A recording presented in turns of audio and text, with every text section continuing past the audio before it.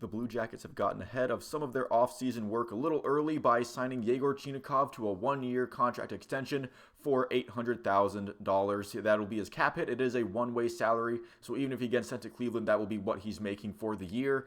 Yegor Chinakhov this past season looked like he had bulked up a little bit, and he was doing a bit of a better job of driving play. He was definitely, there were things that were clicking that just weren't last season. He was getting a little less snake bitten. However, he did suffer a long-term injury in December, and he was sent to the Cleveland Monsters upon return. I thought that this was a move that was best for his development to get him involved in the Cleveland Monsters playoff hunt, because by that time the Jacket season was going nowhere fast, and he was producing at a pretty high rate in the AHL until once again he suffered an injury in Cleveland.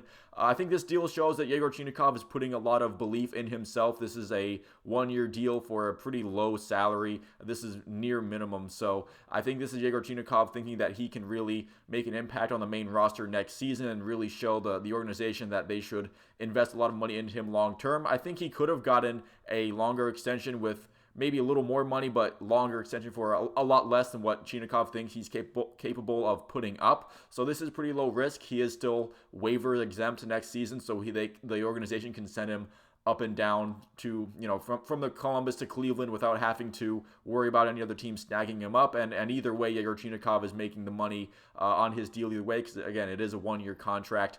This year, his rookie season, he seemed to be snake bitten a lot, whether it was a goaltender making a fantastic save on his shot. I know he had at least 2 goals called back for offsides that not really his fault, but it's just unfortunate that when that happens.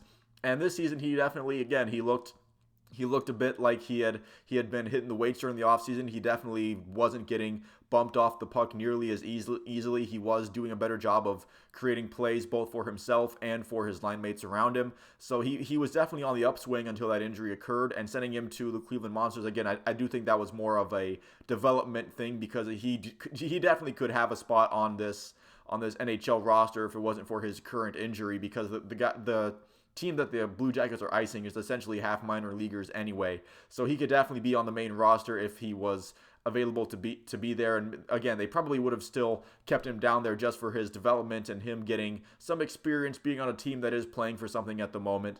And this is a good compromise by both sides. Yegor Chinakhov, again, I think this is him betting on himself that he'll have a much more productive year to get a much better contract than if he would have signed a longer-term deal this year. And the Blue Jackets, again, they did give Chinakhov a one-way salary, so even if they think that his play would be best served in the minors, he is still getting his major league salary. Now, something else I wanted to address on this video is that there are some rumors that the Blue Jackets are willing to trade the first-round pick that they got from the Kings in the Gavrikov and Korpisalo trade in order to find kind of a replacement for Gavrikov, a top 4 left side defenseman. This is something that Jarmo is said to be willing to do pretty much in every draft where the Jackets have more than one first-round pick, is that he's willing to send that later pick away for some more immediate help. Last season, it was the rumored trade with the Coyotes that didn't end up happening, where apparently they had a deal in place to get Jacob Chychrun, where Chychrun kind of said no thank you to that deal, and so the Coyotes said no thank you as well, and that trade didn't work out, and the Jackets ended up drafting Denton Mateychuk.